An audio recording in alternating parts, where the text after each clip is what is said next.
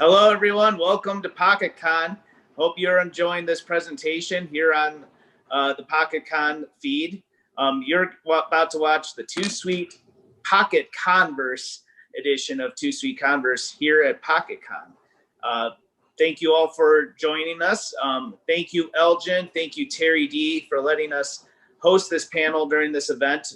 This is our third panel for PocketCon. And while this is a little different than what we've done before, we hope you enjoy what we have to present for you today. Me and Wildcard have been a part of 2 PocketCon events, and we really do enjoy them. And we're glad to be joining our colleagues, EJV and Nico, as well. My name is Steve-O, in case you did not know. Too Sweet Cosplay, in case you don't know, is a wrestling cosplay group based in Chicago. We've been around since 2017. And if you've ever visited our pages or YouTube channel, you'll see a lot of great wrestling cosplay entrances, as well as wrestling discussion. So I'm going to pass it over to Wildcard to introduce the topics for this panel. Take it away, Wildcard. Okay, thank you very much, sir. So again, my name's Wildcard here. Some of you guys may have remembered me from the Too Sweet booth that we did last year at last year's PocketCon, which was quite awesome. And we're going to definitely talk about that in a later segment here. But figured that we just get the ball rolling here and, talk about just our favorite wrestling moments here just in 2020. Obviously it's just been a tough year for everybody. I was going to say that I just want to correct myself here, not last year, but the previous year that we did PocketCon, though we were there. Anyway, I just wanted to mention that we were there. I thought it was awesome.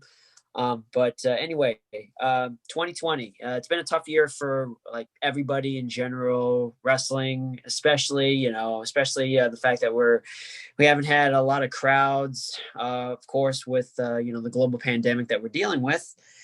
But, figured that we just kind of dive into some of the things that have happened in the wrestling world that have been actually quite positive, specifically in the WWE NXT universe here. So I guess what I wanted to say is ask you guys what have been your top 3 favorite moments in WWE and NXT for 2020?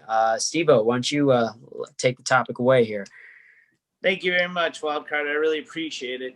It's very hard to, see the positives in 2020 with like a lot of sad things that have been happening. But this is why we're doing this panel. We want to make it a little more positive, especially in the world of wrestling. So starting off, I got to say, I thought it was great when Keith Lee became a dual champion in NXT. He was the one to end the long reign of Adam Cole and win not only the NXT championship, but also retain his NXT North American championship. I thought that was a very cool moment. Wow, the spoilers did get out early. I mean, curse the guy who did let that go online. That actually made me tune into NXT that week instead of AEW. And I don't have any regrets doing that, watching NXT live for that week at the Great American Bash, mind you. That was awesome, just seeing Keith Lee win both championships. It wasn't too long a reign, but hey, it was a cool crowning moment. I can't turn that away. I thought that was very cool, and I'm hoping success to Keith on the main roster. Another moment, just Drew McIntyre's world title reign throughout this whole year of 2020. While there's no crowds around, it's great to see Drew as a strong champion in WWE. I think he's carried himself well. He's proven he's definitely can run with the ball when he's been given it.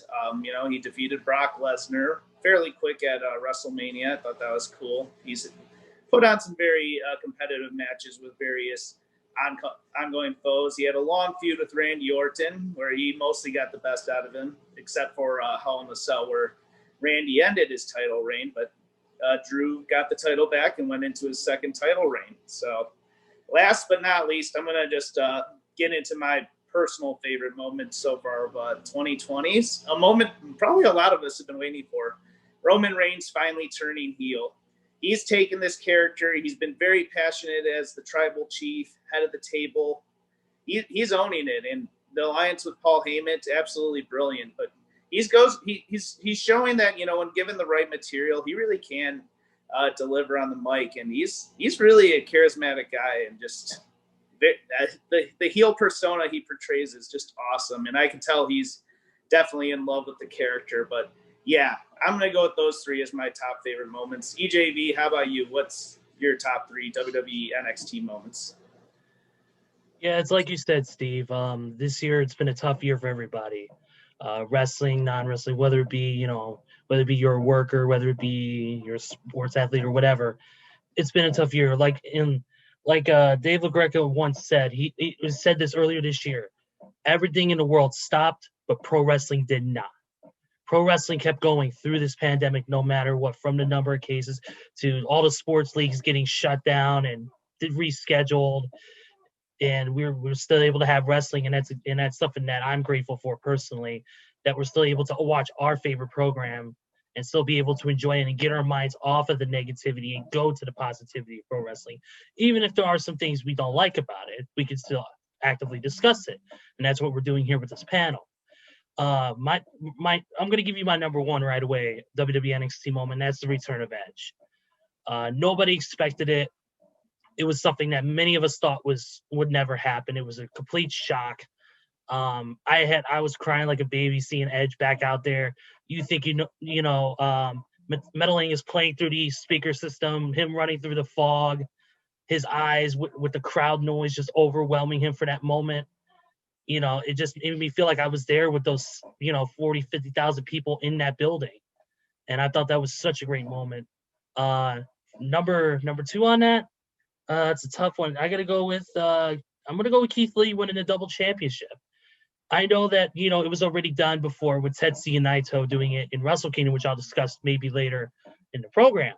But to see Keith Lee win the double titles, I thought it was a pretty grand moment. Even if, like you said, it did get spoiled, it still was great. And the whole event itself, that Great American Bash, I thought was really, really awesome. And I thought that whole event was done very well by the WWE, and it's rare for me to say that at certain points. And number three, I definitely got to agree with Steve-O on Roman Reigns turning heel. In the whole run of it so far, in my opinion, has been nothing short of excellent. It's been perfection. Roman showing almost like that the business has hardened him, and it's so believable because it's real. You talk about, like Nico said in previous podcast, about being the younger brother and having the older brother be at the head of the table. You want to be there, but you can't, because that's where the older brother sits, and that's the way Roman is to Jey Uso. So I love this whole storyline, the whole fact that Roman finally flipped the switch and is now better on the mic than he's ever been. He's added more moves to his moveset, making him even more deadly. To me, overall, I think that was a great move by the WWE to really add something different and to really just create a moment that this year, that in wrestling, that we kind of needed something different, something exciting, and that's what I think they did with Roman Reigns. But yeah, those are my top three. Now I'm going to go ahead and pass it over to my colleague, Mr. Nico. Take it away, buddy. Hello, everyone. Honored to be here at my first PocketCon event, even if it's virtually, with my crew here. My top three favorite moments so far of this year in WWE or NXT. Number one for me, I'm gonna go with WrestleMania as a whole. I know people are like, oh my God, they're copying off of what New Japan decided to do, making WrestleMania 2 nights. In my personal opinion, I didn't care because, like the rest of the world, we've been in this pandemic and everything stopped. Our lives stopped, our professional sports stopped. I didn't get to see these guys at all. So I was literally going nuts at home. And the reason why I say WrestleMania 36 as a whole is my number one moment is because we got to do like a virtual viewing party and both nights. And that was something that I really needed, because not only did I get to watch WrestleMania with these guys like I do every year, but we also got some of our other friends involved and invited. And the matches for WrestleMania on both nights were actually pretty solid wrestling matches. I mean, Undertaker and AJ Styles, the Boneyard match, while the cinematic match is something that has been talked about still to this very day for this year. And cinematic matches, whether you like them or not, are being copied and duplicated by other wrestling promotions, which we'll get into possibly a little bit later on in this panel. Um, but I say the Boneyard match was very good and entertaining. The Firefly Funhouse match between The Fiend, Bray Wyatt, and John Cena, the best wrestling match of WrestleMania on the card. Both nights was Charlotte Flair and Rhea Ripley for the NXT Women's title. Just from pure wrestling standpoint, Bailey surviving the women's 5-pack challenge and then basically standing in the ring alone with the silhouette of Sasha in the background, where Bailey says, "I have surpassed all of you. I am the role model," etc., etc. So that's why, to me, WrestleMania 36 overall is my number one moment. Number two, Edge returning to WWE, just because nobody saw that coming. And if you didn't cry during that moment, uh, you are not a wrestling fan. Just the feel of the crowd in Minute Maid, which had, I believe, about 80,000 people. And just as soon as he comes in, wham, spear to Dolph Ziggler, wham, spear to AJ Styles, spear to Carl Anderson. And you're just like, whoa, okay. And then the fact that he was in the final four, I believe, am I right on that? Yeah. So that to me was just a cool moment. Obviously, I kind of feel like WWE ruined everything after the doing the whole greatest match ever gimmick between him and Randy. But that's another topic for a different time. But still, seeing Edge, Adam Copeland wrestle again was a pretty cool moment because nobody thought we'd ever see that. Lastly, um, I want to say Adam Cole versus Keith Lee, but I'm not going to do that. I'm going to do something totally different here. I'm going to say the debut and the rise. Granted, they got cut short, but I think it's going to come back very soon. Of one Karrion Kross and Lady Scarlett. I think Karrion Kross is the total package in regards to a performer that WWE likes, in regards to a character, and in regards to a worker of believability, which is what something we as wrestling fans have been cramming for and begging for more and more, no matter the promotion, whether it's WWE, whether it's AEW, whether it's New Japan, Impact, whatever. You want that believability, you want that credibility, and you want that realism. And yes, while Karrion Kross and Scarlett's characters on screen are a bit of the theatric, not necessarily satanic, but very dark. You have that believability in Karrion Kross because he is a legitimate badass. And Lady Scarlett, I call her Lady Scarlett because that's her Twitter name, Scarlett Bordeaux or Scarlett. She is the smoke show. So the fact that they arrived in WWE and immediately took over NXT, that to me is my number three moment of the year for WWE or NXT programming. All right, so I guess the baton will be passed on to me here. So a lot of like the rest of my colleagues here, you guys made some really good points as to some good moments that happened in WWE. So just actually, two of them actually have been mentioned already, but I'm just gonna, echo them again. But the return of Edge was definitely a huge moment. I mean, think about it too, because the Royal Rumble was like probably one of the last huge crowds that we've had before the shutdown happened, and the fact that it happened like just before the pandemic hit. I mean, that was like you got to take that for granted a little bit because we haven't seen anything like that since. But seeing Edge come back and making his return like that, I mean, you can just feel the energy of the crowd.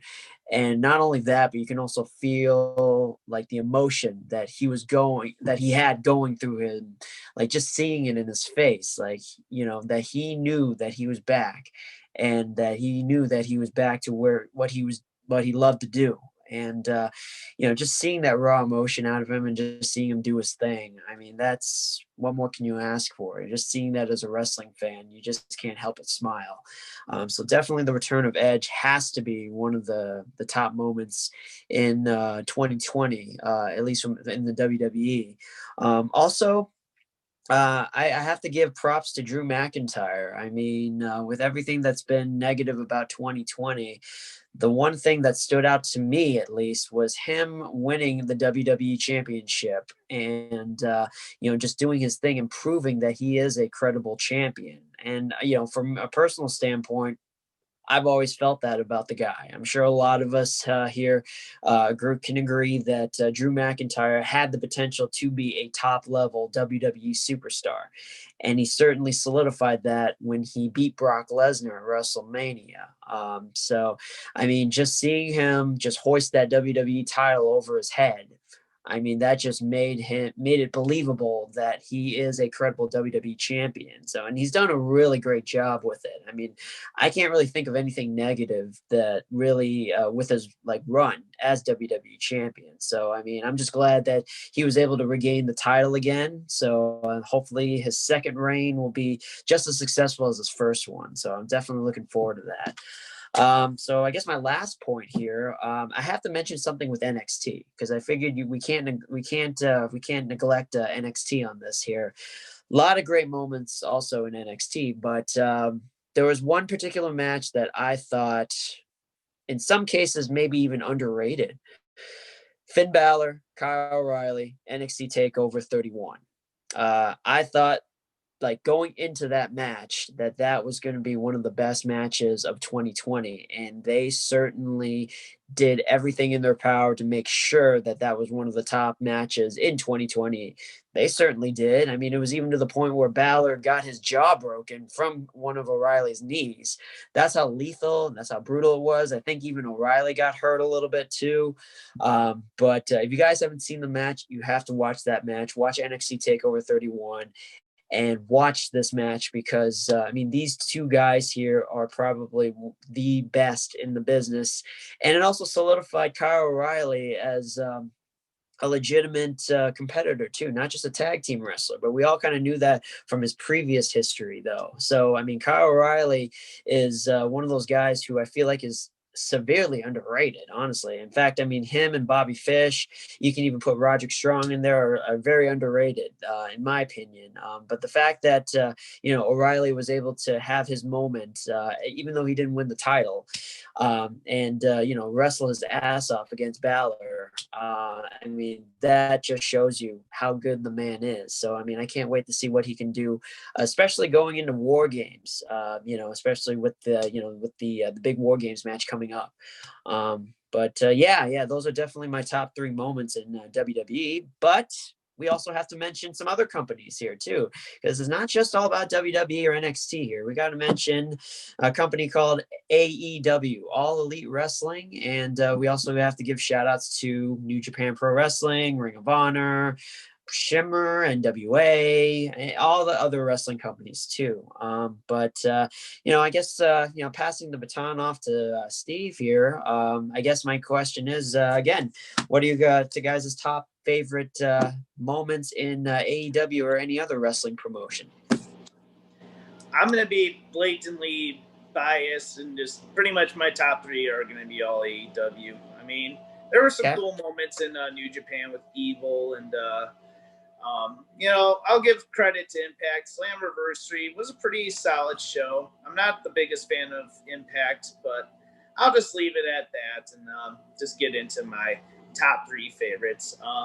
Starting off at number 3, I'm going to be going with the Stadium Stampede match at Double or Nothing. That was a crazy but fun match. It was just ridiculous seeing them go all over the Jacksonville Stadium with all those the football arena and just fighting by the concession stand. Reminded me of classic WWF Hardcore Championship matches. I used to love those back in the Attitude Era. I thought those were great. I thought this was just a fun match.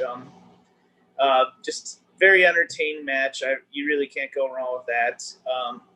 Number 2, I'm going to go with fairly recent at Full Gear. Darby Allin defeating Cody Rhodes finally for the TNT Championship.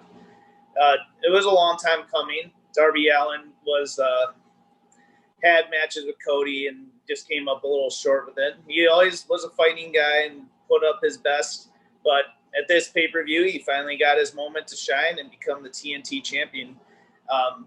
It's one of AEW's first homegrown talents that, obviously he's been in indies and stuff too, but on a mainstream level, probably most people recognize Darby from AEW. But he's got his championship. I hope the title goes well for the rest of 2020 and maybe carry into 2021 pending any upcoming events. I wish they would have let him celebrate it a little more rather than Team Taz coming out to attack, but it might just establish some of the feuds with Taz's gain and everything. So we'll see how that goes from there. Last but not least, and I think this is probably going to make the other gentlemen's lists, but AEW Revolution. This was a Chicago-based event. How could this not be number 1 from a promotion that's not WWE? First off, happened before the pandemic, happened during C2E2 weekend, a personal favorite convention of mine, and I'm sure the other guys can agree with that. But just getting into it really quick, the Young Bucks versus Page and Omega. Whew, what a match to watch live. You had to really wait for the bathroom break there. It was going strong. I was just like, no, I can't leave my seat. This is too awesome. And just seeing Jon Moxley be the guy to finally dethrone Chris Jericho's long-running AEW World Championship reign. That was incredible. Very, very good moment. It was fun to be at the Wintrust Arena, which is not too far from where I live. So just being in that arena for the first time and for an awesome wrestling show, you couldn't get better than that. AEW just keeps delivering on all cylinders. Even with a pandemic, they find ways to make wrestling fun. So thank you so much for that. I'm going to pass this off to Nico to give his thoughts on his top 3 of AEW or other promotions. Thank you, Steve-O. Greatly appreciate it. For me, top 3, my number 1 moment has got to be the entirety of the whole weekend of AEW Revolution. Like you mentioned, it was co-incising with C2E2, which in my opinion is probably one of the best cons in all of Chicago. But the fact that it was coinciding with it, and they were connected, especially in regards to sponsorship and everything, and just the whole wrestling card itself, and then being with my boys, Wildcard and I sat together and watched the show from beginning to end, and we had an absolute blast. Mainly Wildcard was making fun of me because I was acting like an idiot the entire night. Yeah, love you too. I got myself into a bit of some trouble that night, but my boys took care of me and got me out of there and got me back to my hotel room safe. I'll leave it at that. So that's my number 1 moment, just because the whole card, Moxley winning the title and the speech he gave after the show, I thought was phenomenal. It made you really feel like you were there and you were a part of something special to appreciate in wrestling. Number 2, I'm gonna go with Evil joining Bullet Club in New Japan Pro Wrestling. The main reason for me is because that was a moment where I was just like, what just happened? WTF? Like, row. I didn't see that coming. I don't think nobody did. I will say one thing about New Japan Pro Wrestling that I truly love and I enjoy as a wrestling fan. With their stories and with their storytelling, they have surprises, but they build to them. And then when the big surprise is revealed, you just don't expect it because you know something is going to happen. Like, I think everybody knew, okay, somebody's going to come after Naito, but who's it going to be? And then we're like, oh, we're just going to get Naito versus one of his boys. No one's really going to care because it's not like Naito's dropping the belt to Evil. Then all of a sudden, they go to do the salute, and then Evil does this and drops Naito, and everybody just goes, holy, what just happened? So to me, that was just something that was so beautifully done and beautifully executed. Because as I said, nobody saw that coming. And then number 3, for me, because she is without a doubt one of my faves. It's the rise of Dr. Britt Baker, GMD in AEW. And what I mean by that is she originally came in when AEW was announced, and they're like, okay, we're going to make you this big baby face. You're going to be the face of our women's division. Everyone's going to love you. You're our first signee, yada, yada, yada. It wasn't working out for the doctor. It wasn't going at all because nowadays, when you see a white meat baby face that you're supposed to love, everybody's just going to revolt against. So it wasn't really working out. And I'll openly admit, when they started turning her heel, I was like, I don't know if this is gonna work. Then they put it with Tony Schiavone, and they start doing comedy segments, and they're getting over, and they're very entertaining. And then all of a sudden, she's working a match against Karu Shida. Shida catches her with a strike, breaks her nose, and a star is born because they decide to make her like a little crazy doctor that just gonna rip your tooth out, this and that, whatever. They kind of killed the momentum with having her lose to Big Swole at All Out this year. Why they did that, I don't know. Still scratching my head on that, but that's a different topic for a different day. But yeah, those are my top 3 moments out of any promotion outside of WWE. Honorable mention though, I gotta say this. I have to do this. Impact Wrestling, what they're doing is they're like a little engine that could, but they just don't care. They just do what they want to do. Prime example, who shot Johnny Bravo? I mean, that's one of those things where we're like, okay, we're gonna see a wrestling wedding between 2 people, Rosemary and Johnny Bravo. Something's gonna happen. Who's interrupting? All of a sudden, the lights go out and somebody supposedly gets shot. We're like, okay, cool. Yeah, all right. But those are my favorite moments out of any wrestling promotion outside of WWE. All right, let's get this rolling. Top 3 moments of AEW any promotion. Number 1, I got to go with all of AEW Revolution. Just overall, the pay-per-view itself was solid. We got Sammy Guevara, Darby Allin, I thought was an amazing match. Kenny Omega, Hangman versus Bucks, the best tag team match I've ever seen live. Of course, Moxley and Jericho, with Moxley gaining the title and walking into the crowd with the belt, I thought was one of the coolest moments ever. Number 2, I got to go with Naito finally getting the double championship. If you know his story, he's been time and time again, he's failed at getting the IWGP Heavyweight Championship and made a goal of gaining both belts. He did it, accomplished his goal at Wrestle Kingdom 2 nights in a row. What a contest it was. I will say that much. And then number 3, the rise of UWN Primetime Live. It's something different with NWA Power being on the shelf. It's been just incredible on that, bringing in some different wrestling and really just it's classic wrestling mixed with high flying, and you guys would love it if you get a chance to watch it on Fight TV. Okay, all right, excellent moments there you guys had mentioned there too. So due to time constraints, I'm actually just gonna quick draw my top 3 moments here. Most of them are pretty AEW related. But again, echoing what my colleagues had mentioned, AEW Revolution. I'm not going to go into details about the matches because the whole show was amazing. It was also the week of C2E2, and I loved every minute of it, just being at the Wintrust Arena. Basically, we took over that arena, and it was amazing just to be in that atmosphere and just being around just a whole bunch of awesome awesome wrestling fans. So, and also C2E2 happening at that time too. That was also special. So definitely that, and also in connection with that, seeing Jon Moxley win the AEW title, that was pretty amazing too. So the second one, I would have to say, the Full Gear pay-per-view that just happened recently. I thought that was actually a really good pay-per-view. All the matches solid. That's all I'm going to say because I don't want to talk about that too much.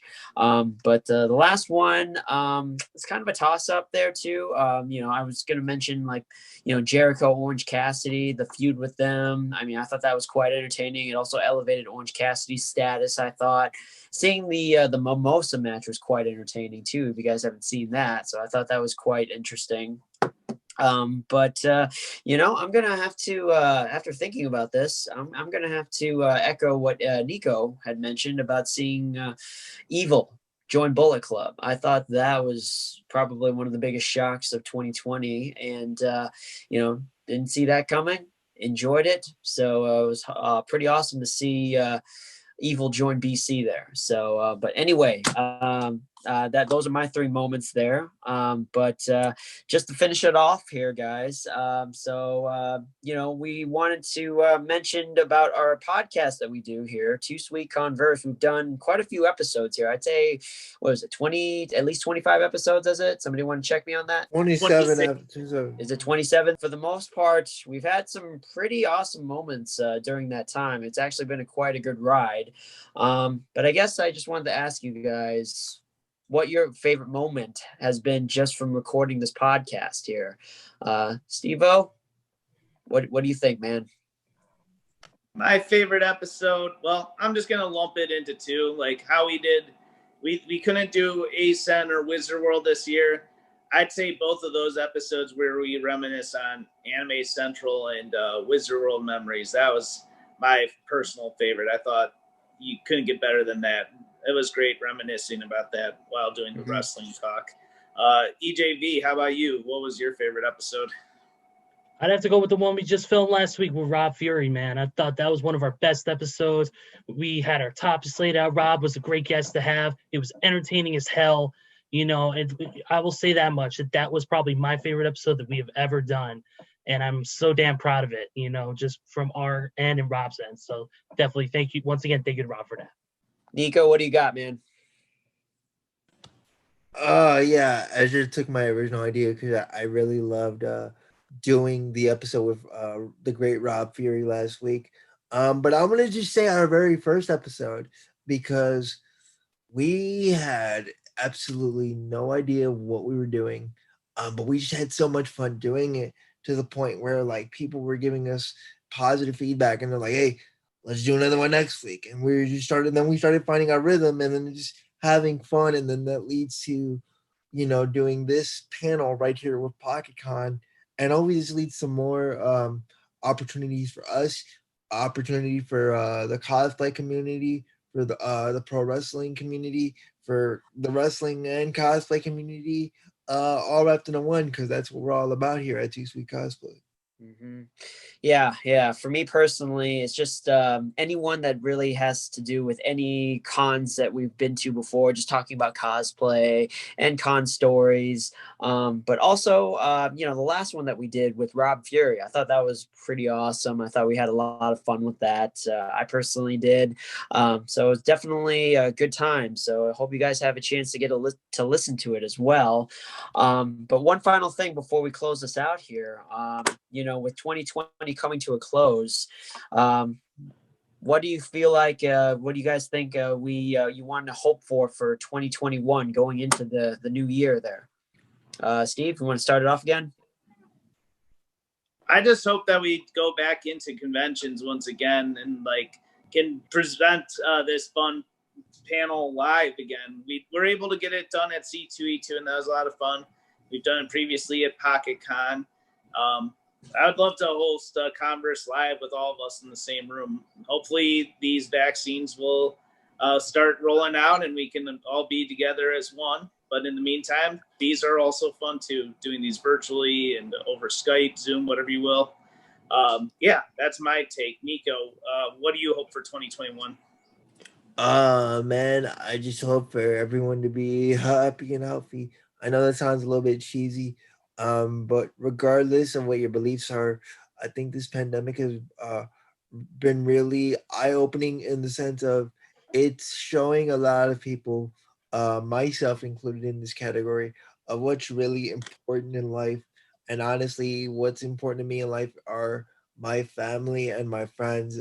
These three guys that I'm working with here at Too Sweet Cosplay are my brothers. Everybody we've had on as a guest, I consider to be my family. I love doing these. I love my first PocketCon, even if though it's been virtually, so I just want that in 2021. And because I'm wearing the shirt today, please, Marvel, save Daredevil, okay? I didn't wear a wrestling shirt today. I decided to wear the Daredevil shirt because Marvel just got the rights back to Daredevil. And I want them in 2021 to save Daredevil. Please, thank you. Okay, I'm done. Ezra, go. For me personally, I just want to get back to what we do, and that's present our talents, present our discussions in front of a live crowd. I love the feeling of speaking to a live crowd. It's something that I've lived for a while now. It's amazing. I love the thrill of it. It's a great thing to do. And also, personally, I just want to be able to see these guys again, hang out, and get to do what we do best, and that's talk wrestling and entertain, man. Because Too Sweet Cosplay is about that. And to be here, thank you guys for letting me be here at my first ever PocketCon, even if it's virtual. Yeah. Lastly, I was going to say, man, I'm just going to keep it simple. I just want to go back to a con, man, just live. I mean, I'm sure we all do. I mean, but right now it's just not the best time to do it. Hopefully by next year, it will be safe enough to actually go to a live con. So that way we could, go back to hanging out, enjoying cosplay and, promoting ourselves, promoting Too Sweet Cosplay, much like E said, I love talking to you guys, the followers, the fans of just wrestling and cosplay and just talking about everything that we just love and enjoy. So I want to get back to doing that. I'm sure we all do. We just have to, just play it safe at the moment and just take care of ourselves and make sure that we stay safe as we get through this pandemic here. But that is a wrap, ladies and gentlemen. So I just want to say on behalf of the rest of the guys here, thank you very much here on behalf of EJV, Nico, and Steve-O. Thank you very much for tuning into our panel. Please stay tuned to all PocketCon programming today. If you enjoy what we're all about, please subscribe to us at Too Sweet Cosplay on YouTube and follow us on all social media at Too Sweet Cosplay. So before we close the panel out, here's something that you all came for: wrestling cosplay entrances and Too Sweet moments. Till next time, Too Sweet, y'all.